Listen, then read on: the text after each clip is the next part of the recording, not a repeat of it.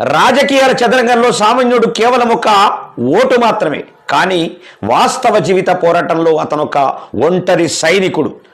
ఆకాశాన్నంటుతున్న ధరలు, అడుగడుగున సవాళ్లు విసిరే పేదరికం మధ్య పోరాడుతూనే ఉంటాడు. గెలుపు గుర్రాలు లెక్కే నాయకులకు ప్రజల బతుకు చిత్రం ఎప్పుడు కనిపించదు. ఎన్నికల సమయంలో ప్రజల దగ్గరకు వచ్చే నాయకులు గెలిచాక వారి కష్టాలను పట్టించుకోకపోవడాన్ని ఏమనాలి? ప్రజల జీవితాల కంటే రాజకీయ ప్రయోజనాలకే ప్రాముఖ్యత ఇచ్చే వ్యవస్థపై ఎంత చెప్పుకున్నా తక్కువే అవుతుంది. రక్తం మరుగుతుంటే ఆ ఆవిరి నుంచి కసి పెరుగుతుంది.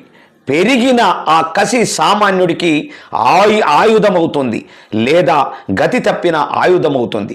అప్పుడు మిగిలేది కేవలం రక్తపాతమే అని బివిఆర్ రావు